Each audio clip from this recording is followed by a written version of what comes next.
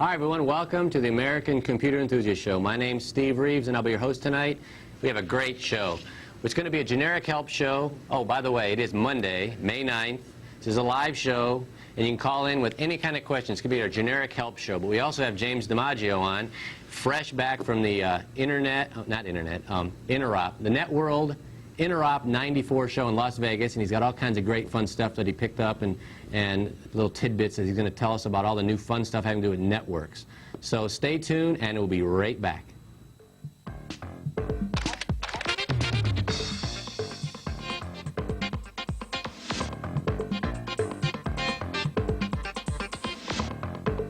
Portions of the American Computer Enthusiast Show made possible by Total CAD Systems, your authorized AutoCAD and Autodesk multimedia dealer. For more information on AutoCAD or 3D Studio, call 721-2233. In the battle to protect your children from violent crime, you have a weapon. 1-800-WE-PREVENT. Call now. Together we will take a bite out of crime.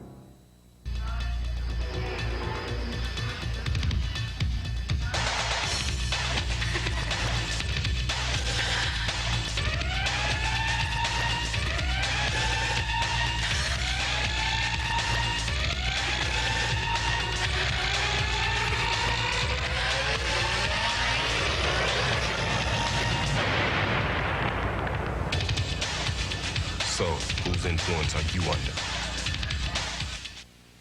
The air dances with the waters, which brings the rain that feeds the land, that is home to the animals. All life dances together. In a world so connected, choosing one environmental cause can be hard. EarthShare is 40 environmental charities working together.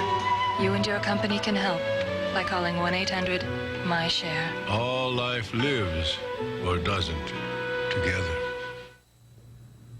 Hi everyone, welcome back to the show. In case you just tuned in, this is the American Computer Enthusiast Show.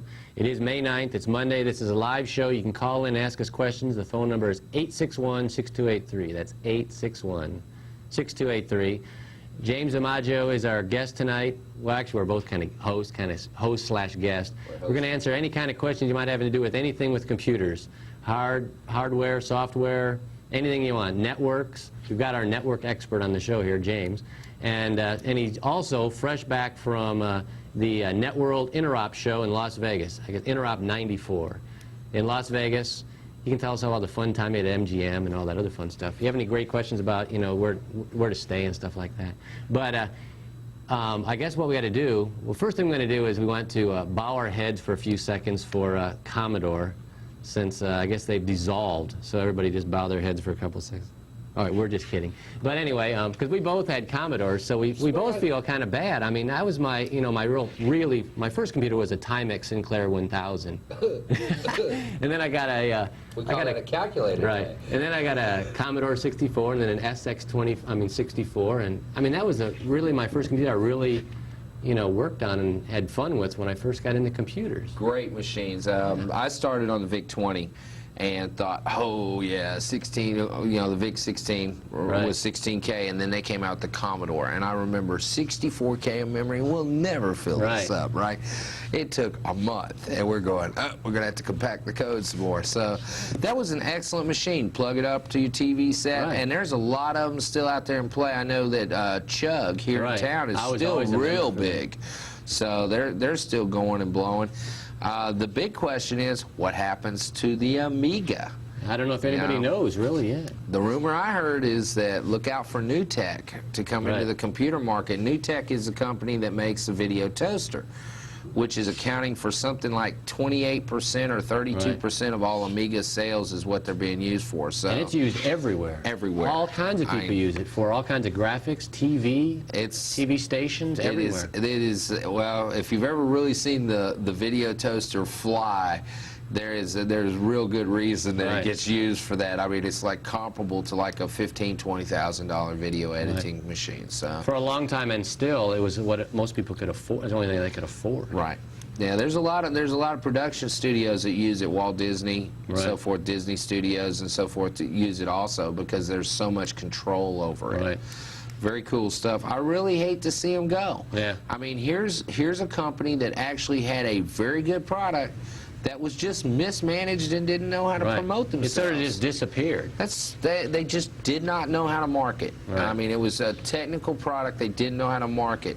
It goes in there with Next, you know, another really good technological sound thing that they just don't know how to market. Right. And that's unfortunate that technicians can't get the marketing arm behind them, you know, and get the technical stuff.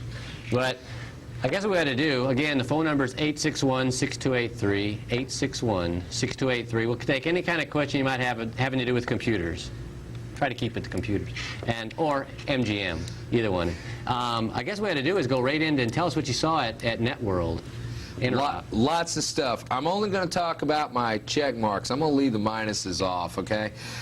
Basically, number one, for those of you who want to know, I came home with more money than I went to Vegas with. That is hard to say, but I actually won while I was there, so it was a real good trip. MGM Grand, you're going to stay someplace, highly recommend it. All marble, wall-to-wall marble in the bathrooms. You feel like you're a king. My favorite, and I'm going to start off with this. This should have been a sign on the floor. We got that up? There we go. Booth space for rent. Please contact Dell. This is a large show. Networld Interop is a very big show. Square footage wise, there is some. It will swallow what's like the George R. Brown and so forth. Multiply by 10. How does that work? Wasn't there one earlier in Dallas? Okay. How is that going to work? All right. Now? What happened is Networld is no longer in Dallas. Oh. Okay. And maybe one of our associates, Dean's out there, since he'll probably know more the nitty-gritty details. Dean, call in and tell us. Apparently they lost the company that put on the exposition company that put it on in Dallas, lost the name. Novell owned that name. Okay? And apparently there was a parting of ways between Novell, and Novell moved it to Vegas. And Interop used to be, I think it was in San Francisco or San Diego, one of those San California places, and it outgrew it. I mean, just last year it was just too big. There was 55,000 people last year, and they said there was no place to move. There was not enough room for booths, so they moved it to Vegas. This is the first year it's been in Vegas. There was approximately 70,000 people there. There was huge booths, all the hype of Comdex, everything was going on. Dell had this great big booth, and I went by like 3 different times, and they had like 20 people in the center of it, you know, working the booth that were like hanging around this little island right in the center. There was like 1 customer. Why is it? They have nothing new, or? Well, it's not that they don't have anything new. It's Networld and Interop. People aren't there to buy computers. Oh, computers, right. Okay, and so I thought. Well, you think that they've advertised in their big servers? I think this should have been the sign that should have been hanging right on their booth. Booth space for rent. They could have done a lot better. They could have set up tables and had places to eat or something. Anything, sofas, let people sit out. They do though. They're advertising in all their things for all their network servers and things. That's true, but most of the people that are at Networld or Interop are familiar with their equipment line already. Right. You know, this is more of a technical and information show. It's like a geek fest. Okay. My wife went to the show floor, and she said it is a convention of geeks. Right. There was a guy, a large, heavy-set guy, on the sofa, reclined back on one of the little rest areas, with a bright orange T-shirt, suspenders, a beanie cap with the propeller on his head, and he was not working a booth. He was walking around the floor like that. Maybe you'd want to host the show. So I was like, hey, my buddy, my partner in crime. We're looking for a new host. We're looking for a new host. He would be appropriate. Some of the new things, I got to look at some things that are coming out in the next couple of months, and got some very interesting information. Very cool. We were talking about editing, graphics editing.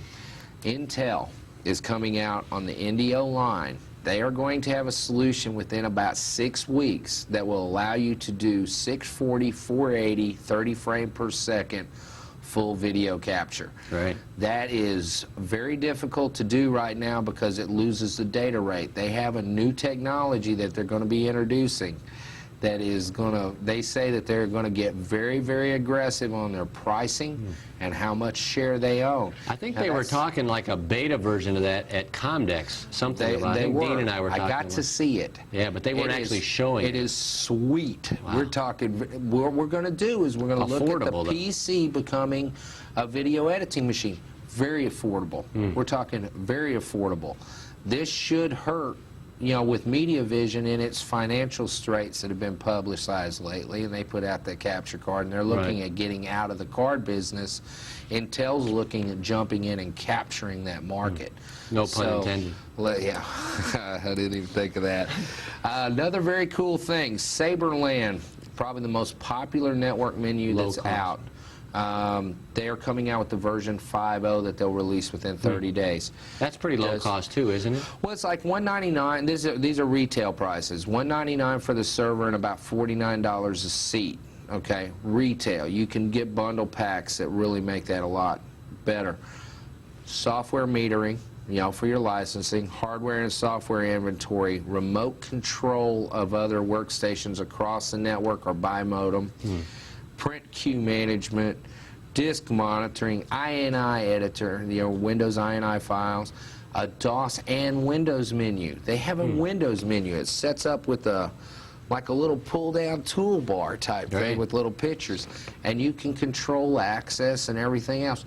Very, very cool. The guy did talk to me. He wants to be on the show, so I figure next season. How does this compare with like Windows for Workgroups and Lantastic? And I mean, is this peer-to-peer or is this a real network? Well, this Sabre is a menu for Novell. Oh, okay. Okay, it goes over top of Novell and manages all the Novell utilities under Windows and stuff. No, it's not a network. It's not. It's just a networking menu. I just wanted to clear that up. Oh, okay. You just wanted to understand it. Exactly. Hey, we want to take some. Yeah, we'll take a call and then we'll go on from there. All right. Don, do you have a question? Yeah, I just wanted to ask James if in 2 weeks you're still going to be having the DR-DOS show, if that's still going on. Yes, we are on the 23rd. May 23rd we'll have, it's not DR-DOS, now don't do that because I'm trying not to. It's Novell DOS 7 and Personal NetWare, May 23rd. And Novell's going to be here from the local guy, and I think they're bringing in one of the technical gurus from Provo. From Utah, so that'll be good. All right. The other question I had was, James, did you and your brother-in-law catch any fish when you went deep-sea fishing? We slammed them. You will be amazed. We all limited out. We came home with like 450 pounds of snapper. Do you have any pictures to prove that? Yes, I do. I have video. I caught a tiger shark that was about 6.5 foot long. Very cool. Take a lot of fruit with you? Yes, we took fruit with us, and we did very well, Don. It was excellent. Outstanding trip, and I put it to video, and then I digitized it to an AVI file on my computer. So, you know, the computer geek that I am, I have like my big shark up as a bitmap now. Great. Thanks, Don. Bye-bye. All right, thanks for calling. All right, go ahead. Okay. In the Novell arena, the Novell was really pushing their distributor to appware bus. They're basically, and the basic way that I can describe this is it's sort of like an object vision for developing netware applications. Okay? It's point and click. It builds a lot of the stuff in. It's all object oriented.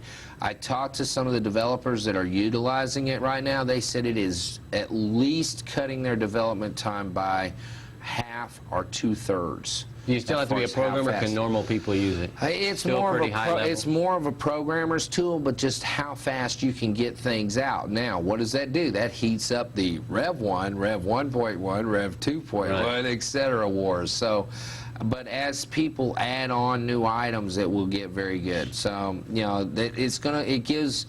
Is that officially out, or is that is out? They were showing it, and there's applications that are utilizing it. So that was one of the things that they were promoting.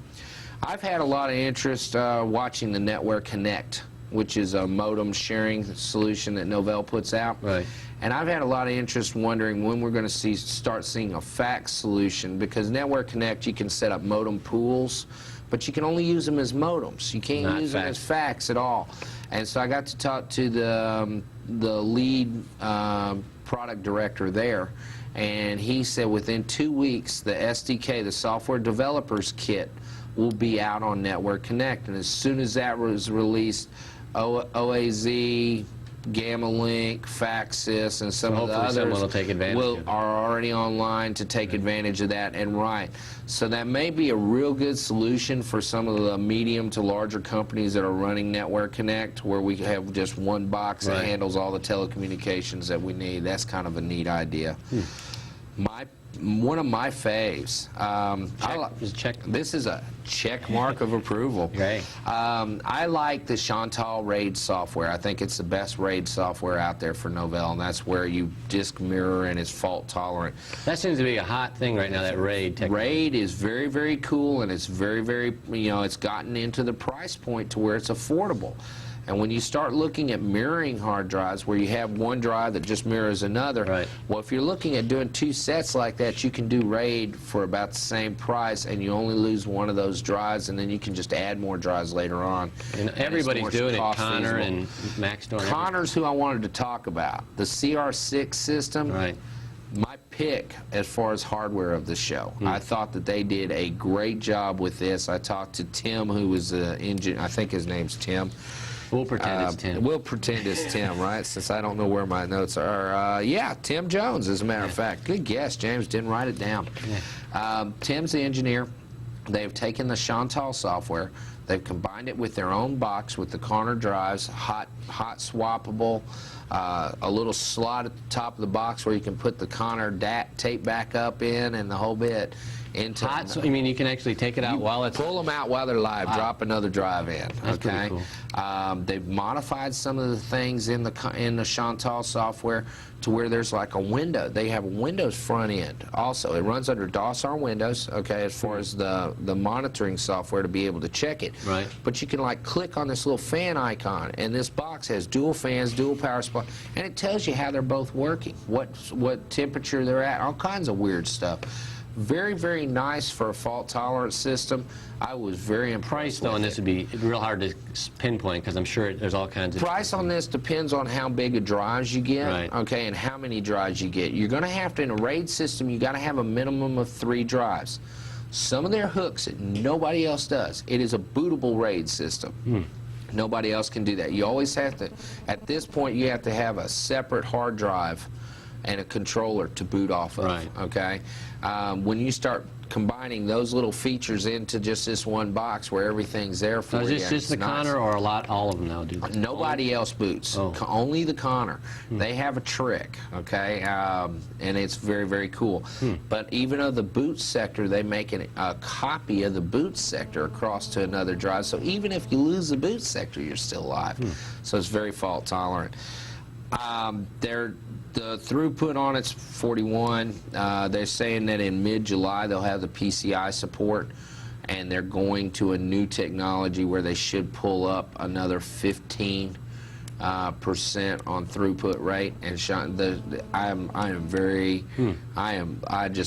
I love the fact that one of the big boys has gotten behind Chantal. One of my biggest complaints with Chantal, who's owned by Bus Logic, is there is one guy. I thought she was a movie reviewer on Reeves and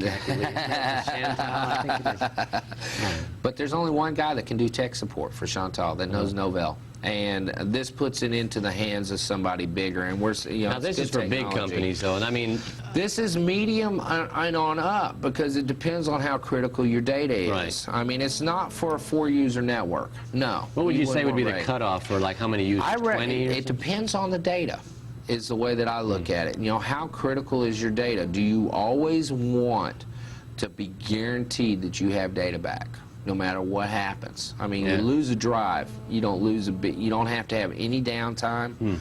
It depends on how critical, mission critical your stuff is. For a lot of people, it's smaller than 20. That's right. That's why I'm saying that. You can get into a 5-user net and start looking at a mission critical, say, an accounting application. That's using a live database. You can't lose a thing. And that's where RAID comes in. I really like this. I'd like to give a personal congratulations to Joel Reich. I think that's how you say it. He's from Connor, and he chose the boost spot to put the Connor CR6 right next to the Micropolis Radiant displays. I always like it when they're just like butted up right next to each other going, yeah, I'll take you out. Yeah. So my compliments to that. We got any calls? I don't know if we have any right now. Just keep Call going. us. Just Okay, we'll keep going. Hey, Best booth. By the way, the phone number is 861-6283. 861-6283. Ask us anything you want to know about computers, hardware, software, where the / key is in the keyboard. We'll answer anything. Anything you want to know. I'm almost done, so get in the just queue. keep going. Pinnacle Micro, I think, had the best booth. Now, Friday they were giving the booth awards, and I was unable to attend that. They had this walled structure. It was like all closed in, real high walls, disco lighting and music, a waterfall right in the center. Very cool stuff. So now, Pinnacle are people that do like removable drives. Exactly. The Bernoulli drive, that type of stuff. So, very cool stuff. My compliments to them on their booth. Network faxing was real big. WinFax Pro Net was showing the next version that will have the 4.0 implementation. They tell me it will be shipping within 30 days. There will be an upgrade pass. So if you have WinFax Pro 3.0, you can upgrade. If you have 3.0 or 4.0 standalone and want to upgrade to the network version, there will be a very good price point on doing that. So that's very cool. My two favorites, I found two little, I don't know, maybe a handful of people run company, Trio DataFax and Lansys. Two excellent pieces of software. Highly recommend them. Looked very So what do they do? They're network faxing programs. Oh. They're trying to compete with the Delrinas, and they're just a smaller one. I saw at least 15 implementations of WinSock DLL and how you can get on internet. Everybody had internet stuff. My favorite booth as far as the booth that looked like it was generating the most traffic, little bitty small 10 by 10 by the company named Spry. And Spry has internet in a box. Right. That's been advertised everywhere. They were just cleaning up. They had wall-to-wall bodies. They were just like packed in there like little sardines. And as soon as people would come out, other people would like edge up in there. They're getting real good press, so I'm sure that's why they were a very good group of people. I mean, I got to talk to them for a little while. Got to talk to their technical manager. Very sharp, know what they're doing. They are definitely keyed in, and they're coming in at the right price point, and everybody was eating it up. So, a lot of connectivity, Unix stuff to to Novell, to PC, to this and that and the other. There was some higher level routers and that type of stuff being shown. There was even, if you're a hacker, okay, and you can catch like the Comdex show in Atlanta, there was a booth that had the new hub for Unix that serves as a firewall that you can control pretty much how anybody can access down to a file level and off of an IP address. And if you can FTP a certain file that they tell you the file and everything, and that holds the combination to a safe, and if you open the safe, they're giving away a Dodge Stealth. If you can hack this system, and they let you sit down and work on it, and you can watch everything that's going on. So if you're looking for security, this thing was very, very good. I mean, we were playing around with it real hard. There was like 3 of us that were trying everything from spoofing IP addresses on down the line. So it was in other words, cool. you still have your escort. Yeah, I still have my Ford, and didn't get the Dodge. Don't have the Stealth. But we were working on it. We have some phone calls. Cool. Let's get them going. All right. We have Judy. Do you have a question? Yes, but now I'm too nervous to ask it. Oh, go ahead. It's all right. No problem. I want to get a fax modem, and I don't understand how it works when you have your telephone hooked up to the computer, too. If someone calls you, and it's a personal call, or if someone's trying to fax something to you, how do you know whether to pick up the receiver when the phone rings? You don't know who's calling. Okay. The easiest way is you get what they call a smart fax switch. Okay, and what it does, it's a little device, a little box, and your incoming line out of your wall would plug into it, and then it has jacks on the back side of it, and one of the jacks would go to your fax modem, and another one would go to your phone. And it analyzes the tone. A fax machine sends out a beeping tone. Have you ever heard a fax machine when it doesn't get a good connection and you hear it across the speaker? Yes. Okay. that is a special tone that says, hey, I'm in fax mode. This little smart thing says, okay, this is a fax call, write it over here, and you just have your software loaded on your PC, right, and it goes ahead and it receives the fax. That's what I have on in my house, in my home/office, I guess what you're going to call it. I have one of those boxes. I don't have an office anymore, right, Steve. I bought mine. I got it at Sam's, but they sell them everywhere. They sell them at like Computer City and all those. And they're about $79, $99 somewhere in there. I've seen them anywhere from $49.95 up to about $100. But I have one that has a connection for the phone, one for the fax machine, one for the modem, and one for the answering machine. Right, it's got a four-way. And it actually figures out between the things what's going on. And what's really nice about most of them, it actually has some intelligence too. So if, for instance, you have a person, some people's fax machines don't send tones until they reach a fax machine.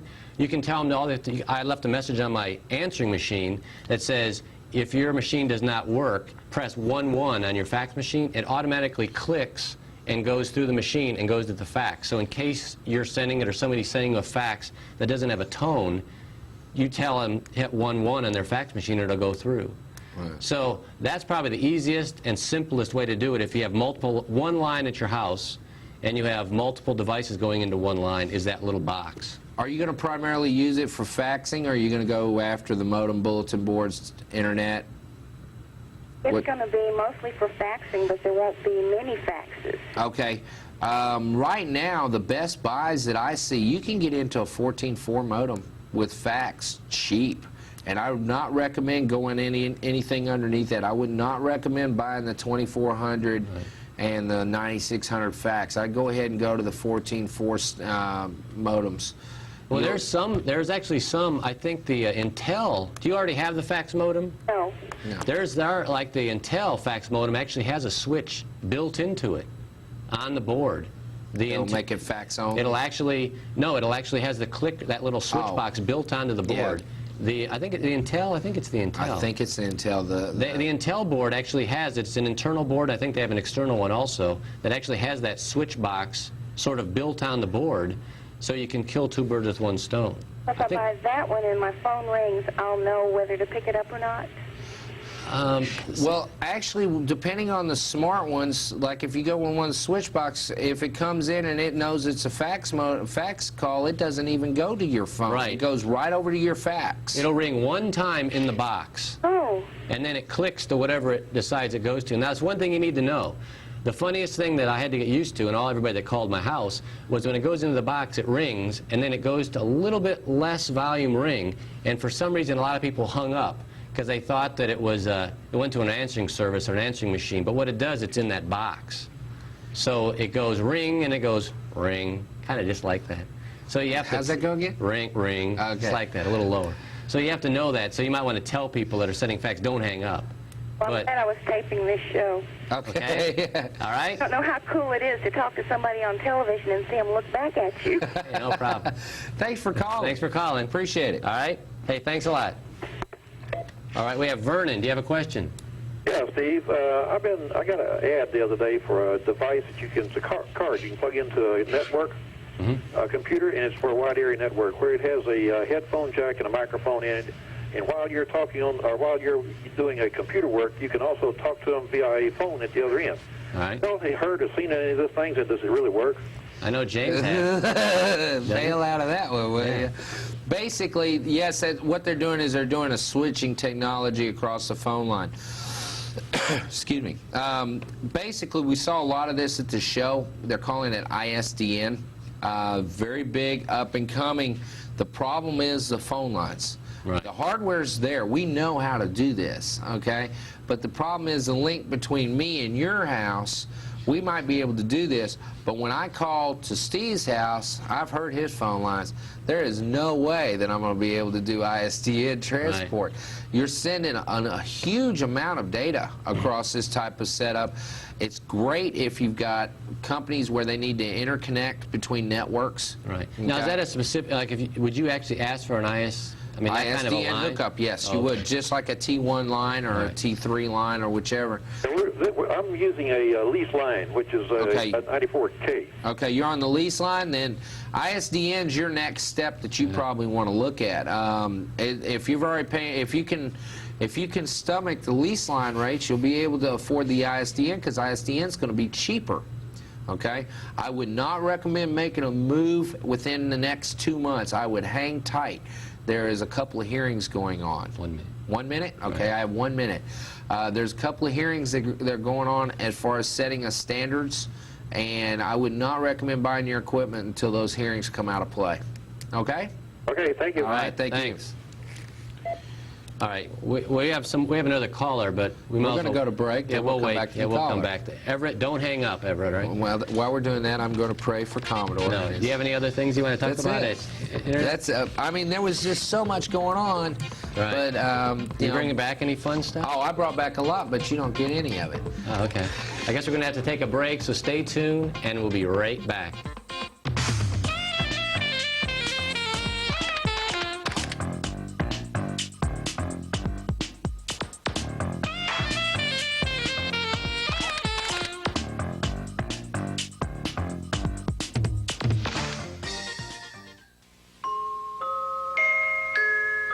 Here's one time it doesn't matter who your neighbor is.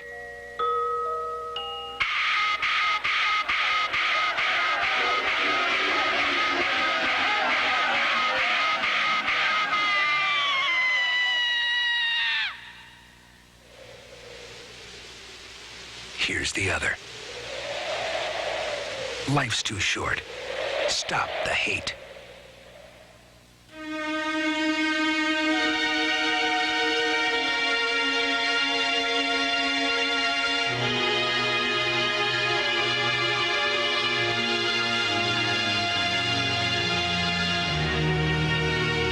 Drunk driving doesn't just kill drunk drivers. Next time your friend insists on driving drunk, do whatever it takes to stop him.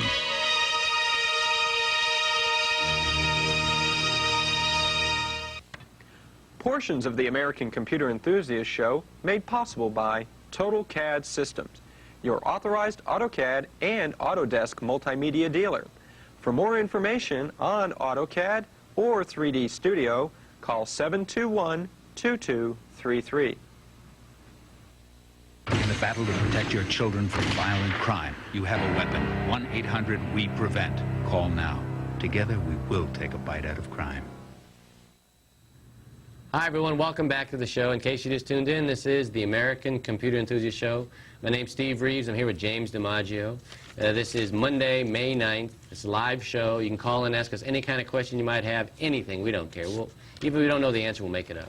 Right, James? That's correct. No. You do all the time. The phone number is 861-6283, 861-6283. And the other thing I want to do is we do have a hotline you can call and leave messages. The phone number is 587-5369. That's 587-5369. There's a little slide that comes up at the end of the show. You can leave messages or questions or whatever you want to know, what you'd like to see in future shows. As a matter of fact, we do have a show next week with Carlos. In case you're watching, you're doing the show next week. Carlos is doing the show next week. And then the following week is James, and he's doing the Novell show. And then we're going to be off for about 4 to 6 weeks, something like that, a little hiatus. Usually we take the whole summer off, but this year we're just going to take a couple weeks off. And so what we'd like people to do is call that number, 587-5369, and leave some messages on there of what you'd like to see in shows this summer and for future shows. So leave anything like what you'd like to see on any kind of Unix show or anything like that. So just leave suggestions on any kind of show you might want to see. And again, the phone number here to talk to us is 861-6283, 861-6283. What else you want to well, we have callers. Okay, we got callers. What other gossip do you have out in the field? If you've heard of something interesting, call us, 861-6283. Yeah, Let's all take right. callers. Let's go to Let's chit-chat. line 3. Everett, do you have a call? Yes, I do. Okay. You were Do you talking have a about question? faxes earlier in the show. Okay, I presently run Windows 3.11, and I use a product called Faxability. okay. I'm very satisfied with it. It's great. However, there are times when I need to send the same document to multiple customers, Right. and it ends up taking a while. And I'm wondering if there is a way or if there is a product which will allow me to bring in multiple telephone lines into my PC and send out multiple faxes simultaneously. There's several of them that you can do that. You're going to look at going into more of a fax server type arena or something that handles a larger. You can set up digiboard with multiple fax modems off of it, 8 lines, and have them pooled, and it's just going to grab the first one and go out. Is it called digiboard? Digiboard is a card, a hardware card, to allow you to get the multiple COM port addresses you're going to need. Okay, you can set it up for just 2 or 4, you know, from 1 to 4 by just going with serial card. You know, just straight in the computer if you got 4 slots. You'd have to have multiple modems. Right, you have to have 4 modems. Right. Now you can also go to what they call a multiplexer. That's big bucks, so you're going to move into a whole different area as far as what the phone line. It's like its own phone line switch. But the solution, how big, what volume are we talking about, and how many phone lines you want to go to? Oh, probably, I would say somewhere between 4 and 8. Okay. Then I would recommend looking at LANSYS or the Faxability product. I'm not sure if it has digiboard support or not. That would be the thing to look for. Okay. If it supports the digiboard and it allows you to do pooling, okay, which is what pooling is it makes all the faxes part of a pool. And it checks that one first, this one next, da-da-da-da-da-da-da. Okay, and it grabs the first available one on that phone line. So you're looking at, if you're doing that kind of level of, you want to look at one of the higher end fax packages that will handle simultaneous sends and receives and everything all at once. But you, with that product, can you do groups and do a whole bunch of them, like do them at night while you're not at the office or something like that? That's what I want to do.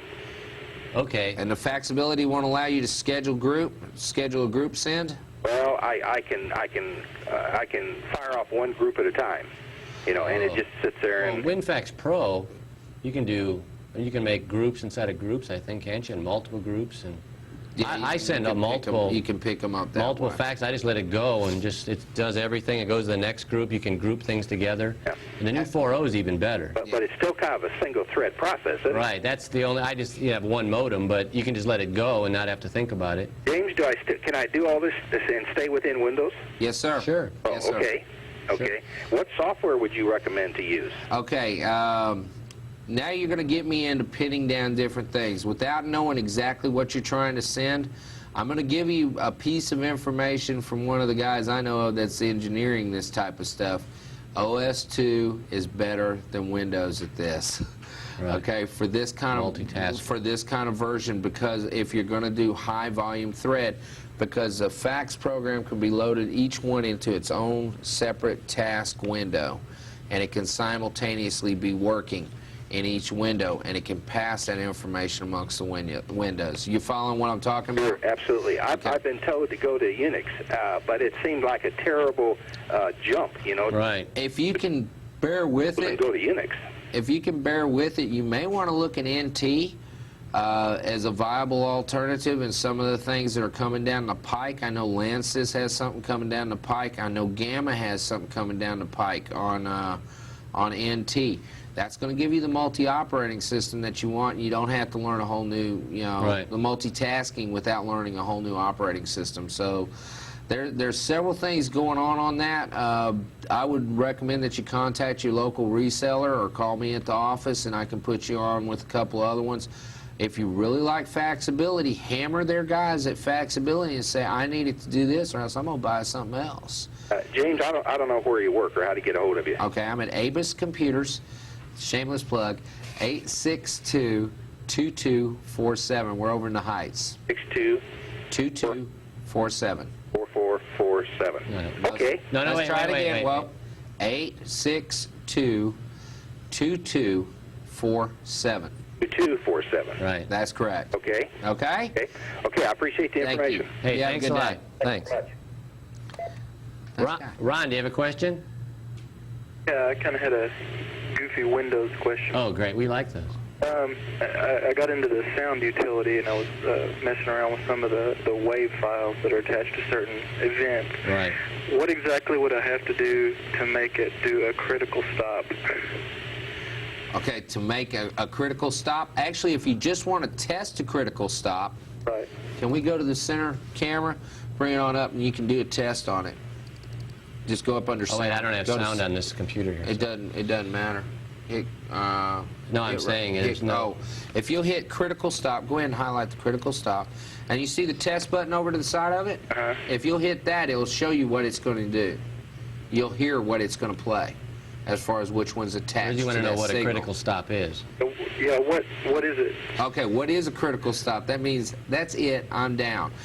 Basically, it's similar to a general protection fault, or something where the memory overwrites another address and that type of thing. Doesn't happen very often. No, they are. If you're getting them, you're in trouble. Okay, so whatever sound you attach to that, you don't want it to be there. Mine's Sam Kinison going, ah! You might want to have a WAV file that says help, call James, or something like that. Theme from Psycho. Right. That's a good one. Theme from Psycho would be appropriate. So I guess I wasted a good WAV file. Yeah, but you can always attach that same WAV file to another option. You don't have to have different WAV files for every option. And you can make your own events. Remember that. Right. Okay, and that's in the Windows Resource Guide. It'll tell you how you can go about setting up your own events and doing your own hooks.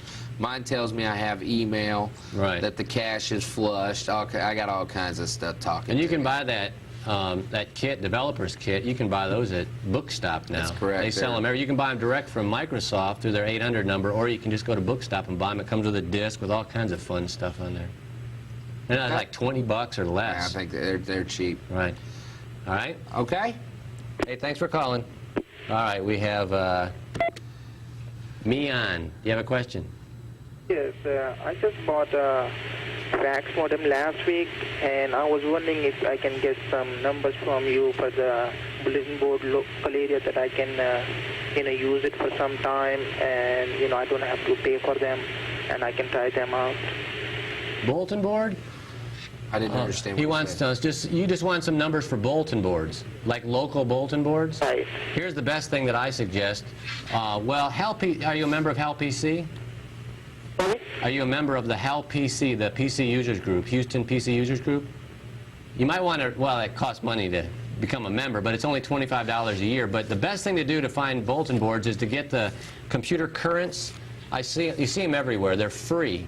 And it's the big newspaper sort of a thing. I see them at all, like, the book stops, and I see them at, I think they even have them, I've seen them at Subway. I mean, the Subway sandwich place. But in the back of it, like once every other month, they've got every single bulletin board in Houston, Austin, Dallas, everywhere. I mean, there's hundreds of them. And most of them, it'll say if there's a charge or they're free. I think that's what they do. But that's probably the easiest way to find out every bulletin board there is. That's local, for example, and that are free. The other solution that you can do is you can actually call up a bulletin board and then download that same file or an updated file. They run about 2 months behind, it seems like, in computer currents from when they're up. If you'll look up in the white pages of your phone book for Roger and Julie Wise, W-I-S-E. I don't have the number sitting here, and I can't think of it. He'll kill me for this. He runs a system called Macaw's Roost, and he'll be happy to help you out. Roger and Julie Wise, W-I-S-E. Okay? Okay, I have another question. Yes, sir. Okay, I'm an electrical engineer, and I want to get into computer networking. And I was wondering what can I do, where I can go to get some classes or educate myself into computer networking. There's several courses that are available on disk now. That are basically the C&E courses, Certified Network Engineer. You can also go to like HCC, HAL PC, Leisure Learning. Almost everybody has some kind of networking course, and start with the basics there. The best thing that I can recommend, especially at home, throw up a Novell. If you can get your hands on one, that's the best way to learn. There's the phone number right there. Oh, Macaw's Roost, 495-3730. Thank you very much. Say it again. 495. Here, hand me that. Hand me that. I'm recording your program, so... Okay. You taping it there? Okay. I got it? I got it. I'm recording. Hey, thanks for calling. Plug. That's a free month for me, Raj. Okay. All right. Charles or Charlie, do you have a question? Yes, I have a question and some advice I'd like to get. Great. Oh, we could always use some advice. So we can use any help we can get. I work at an Institute of Higher Education in Houston, and We're trying to do our budget for next year, and we're looking into the Power PCs, and I've used them, played with them quite a bit now with the Macintosh, and they handle everything that we need to use in higher ed for the Mac, but how are they on, you know, WordPerfect, and how are they handling all the, just the mainstream programs for the PC? I don't know anyone that's using it. I mean, I know that what's it called? What's that program? A soft PC, I guess, is the way to use it with like DOS programs and things right now. But I don't know anyone that's using any PC programs in the Power PC. Do you? I don't know anybody that's fully using it. I know some people that are testing it, Right. and it depends on the demo day as to how well it's been running and what rev of the software. That makes me leery because there's the thing that gets kind of complicated is when you get into the powerful stuff and they go away from the standards and they exploit some little feature into them. I really hate it when companies do that, because when it comes into something like the Power PC, which may be 98%, you know, compatible, but somebody has a program, WordPerfect's fax program, perfect example in the WordPerfect 6.0 fax. Right. It exploits a little hook. We have seen some plain Jane motherboards that will not handle this hook well. So they for sure would mean that 98%. Yeah, and that's where it's dangerous. I think there's still a little gray area of exactly what's happening with the Power PC and DOS and Windows programs right today. It's not fully developed yet. Right. I mean, it's still emerging technology, and they're just not real sure where they're going to put it. And with the cost factor, I mean, have you looked over the cost of the Power PC? Oh, yeah. Versus a Macintosh that's the equivalent speed of that Mac? There's not a huge difference, really, is there? Well, maybe. I guess there is. It's equivalent in the Mac. Comparing apples and apples. Yeah, make sure that you compare the Power PC to the equivalent Macintosh. Right. That it is as far as its speed. Right.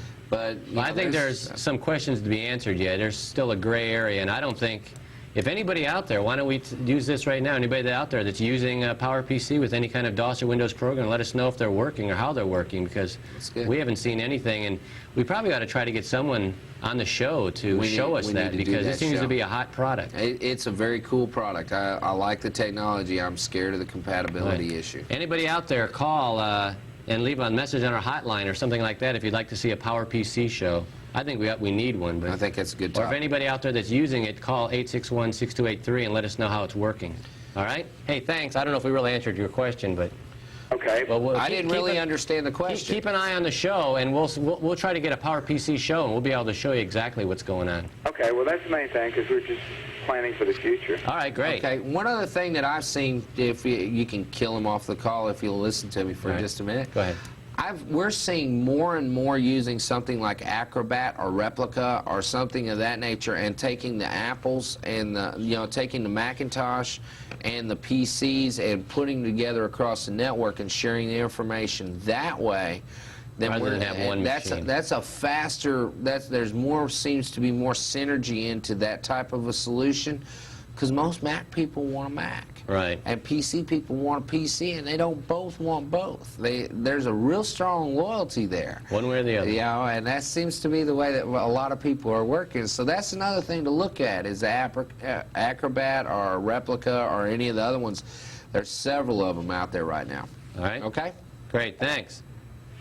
All right, Bert, do you have a question? Yes, I'm new to computer, and I just bought a 486DX2, and I would like to add a fax. What do I need to set it up?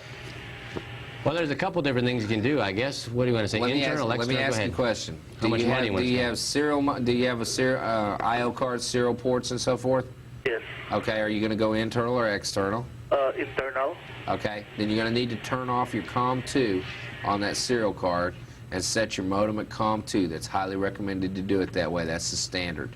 Okay. And that's basically all you have to do. If you just look at you'll probably have a jumper on your serial card to disable COM2. Just disable it, and then you just drop in the fax modem in COM2, and load the software and so forth, and every time you access COM2, it'll access the modem. It's a simple setup. Yeah, most of them are pretty simple. I mean, they have like either 1 or 2 switches that say COM1 or COM2. Or I like the practical peripherals off the back. Through the computer, you can change the COM port and everything on it, and I like the software that comes with it. You would also recommend, like I would, a 14.4 minimum nowadays. 14.4 is minimum. Do away with anything else. That's where you want to start at.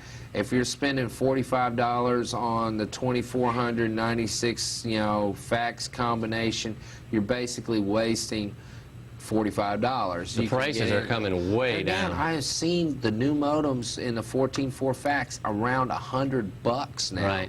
So I mean, my PCMCI card I bought just a month ago is already lower. They've already lowered the price on it. But you bought it. You know that the day after you buy something, it's going to go low. It's always that. But I have seen, and you can buy, you can buy some pretty good clone, cards, but even the name brands are coming way down. The Practicals, the USRs, the Hayes, they're all down around, they're hitting in between the 100 and 150 mark. Right. I highly recommend, for the most compatibility, and if you're really going to be stroking it, especially I find this across long distance calls and so forth, if you're going to be working it across bulletin boards, stay with either Hayes, Practical, USR.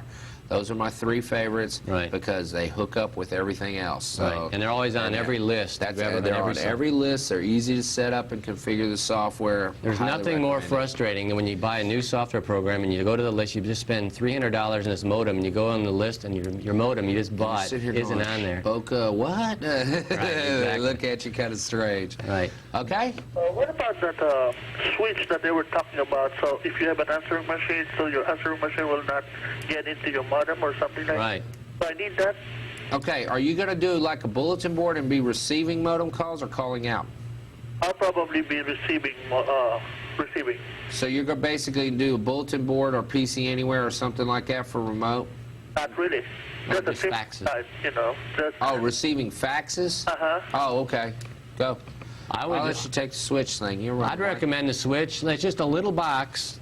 We should have brought one. We'll bring one next time. We didn't know. A little box about this big, and it just is a switch. Like I said, I've seen them at Sam's, I've seen them at Computer City, I've seen them just about everywhere, and all it is switch back and forth. Now, personally, James gets real upset when I say this, I like external modems because I like to see the lights.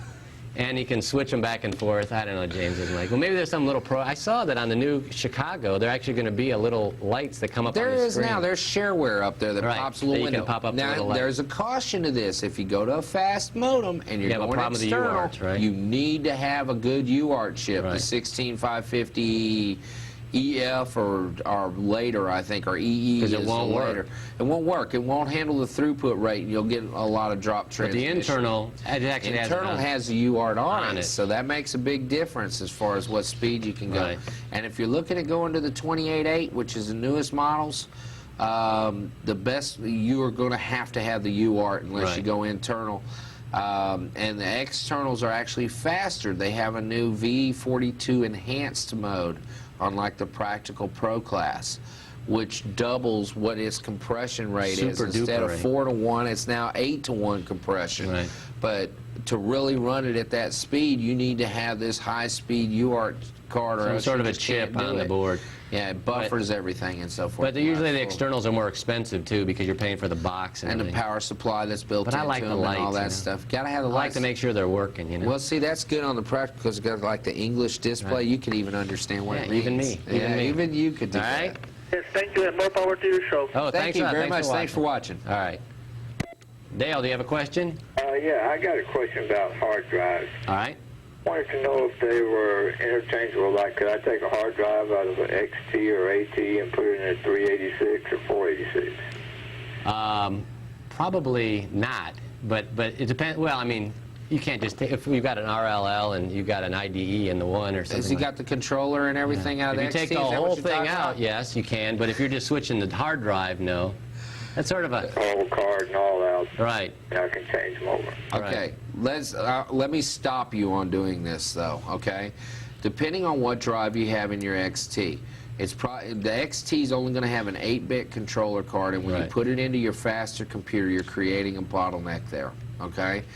What you would want to probably do is use, if If the drive's under 100 megabyte in size, don't bother. You can pick up a 100 megabyte drive now for under $100. You can get into the 200 meg for about $175, brand new. Okay. But most of them in the XT are slower than beans. The XTs are going to be in a 40 millisecond access. 65 probably. Well, that's true. I guess it could be a 65. 65 or 40 in that millisecond, whereas the newer drives now are 12 and 10 millisecond access. You're going to really slow down your computer trying to do it that way. You may think you're saving the money, but you're actually wasting a lot of your time. It would really be better just to go out and buy another. Buy an IDE drive. They're very about less reliable. than $1 a megabyte now. They're under $100, under a dollar a megabyte. It's easy for me to say. And you just buy an IDE card and the IDE drive. The mean time between failures there is very high. You'll probably retire the computer long before you ever hit that many mean time hours, and it's the best bang for the buck.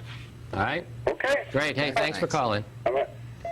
Bob, do you have a question? Yes, I do. I wanted you to explain the equipment needed and and how to send a color GIF, and also how would you do a video,